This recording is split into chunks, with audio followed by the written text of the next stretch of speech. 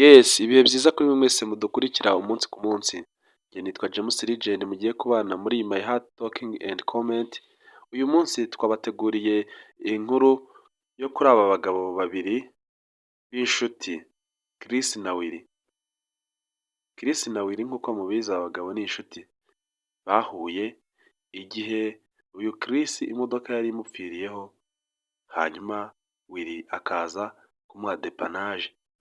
Ibyo biza gutuma baganira, baza no guhana amanimero, bakajya bagenda baganira gahoro gahoro, biza kurangira buri umwe yumvishijemo mugenzi we, baba inshuti. Batangira gusurana, baganira gake gakeya, biza kurangira noneho bagiye binjirirana no mu mabanga y'ubuzima, hanyuma baza kugera no ku by'abakunzi. Uyu Chris yabwiraga uyu Willy iby'umukunzi we, ariko akabimubwira atamubwira izina ry'uwo mukunzi we ari irihe. Mu gihe Willy we yavugaga iby'umukunzi we ndetse akanamupresenta akanavuga n'izina rye, Chris yaryumva akumva bimuteye amakenga, akibaza ko uwo mukobwa Kere ari kuvuga niba ari we wuwo nawe asanzwe akundana nawe. Ibi byabaye ingorabahizi, biza no kurangira hafashwe time uyu Willy ajya kwereka umugore we Chris, basezeranye yuko nawe we ari buze kuza nyine bakahahurira bagaserebura iby'urukundo rwa buri umwe.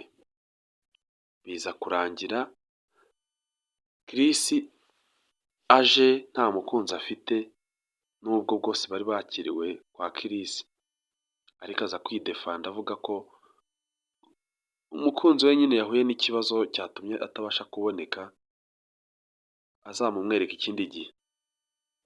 Ubwo Chris yari amaze kumenya yuko Willy yamutwariye umugore, kandi nanone yari amaze kumenya yuko nta hantu azongera kumukura, ko yari amaze kumwerurira. Mbega kugusha ishyano! Ari wowe wabigenza ute? Ukundanye n'umuntu ugasanga niwe umukunzi wawe, nawe bakundanye mbere y'uko mumenyana, ndetse ari no mu gihe cy'uko atanamureka, atamenya gufata umwanzuro, wabikoraho iki? Mwibuke ko kandi uyu Chris mu gihe yakundanaga n'umukobwa Kelly yaje kumutera inda. Ubu ni ukuvuga ngo Kelly atwite inda ya Chris. Imagine, atwite inda ya Chris, none amaraso ye agiye kurerwa n'undi mugabo. Icyo ni ikibazo wagakwiye kwibaza. Gusa Chris uyu munsi ari mu rukundo na mushiki w'uyu musore Willy, aho bibera noneho ibintu bikomeye cyane. Uribaza se uru rukundo rwa Chris n'uyu mushiki wa Willy ari we uriya mukobwa mwiza cyane, uru rukundo ruzaba successful? Ibi bintu se nibijya ahagaragara, ntibizaba bimeze nk'ikibombe bizaturika ku buryo bizaba ari ibintu bicika?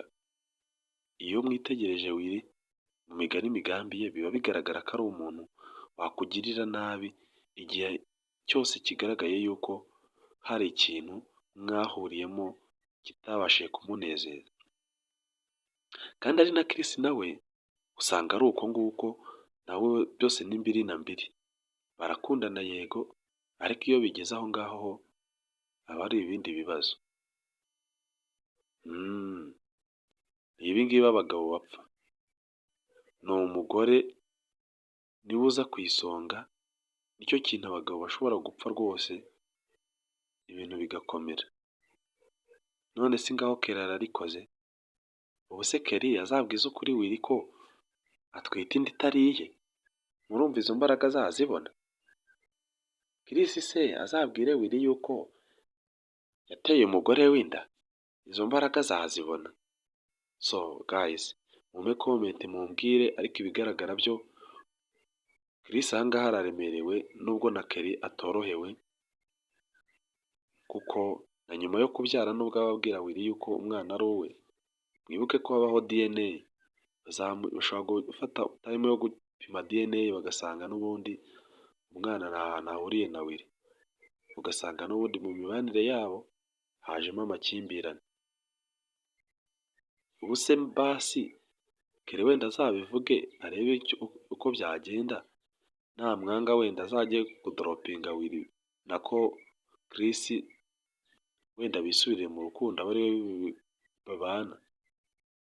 Ese Chris ko nanone yinginze Kelly cyane ngo amenye icyo gukora gikwiriye before yuko ajya kubana n'uyu Willy akabyanga, Chris we azahindukira abyemere?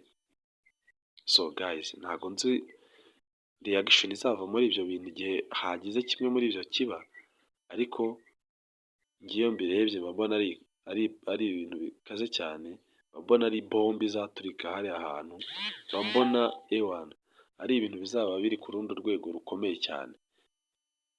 Chris na Willy mbona ari naho ubucuti bwabo bushobora kuzarangirira. Ibaze umugore akazaba arabateranije.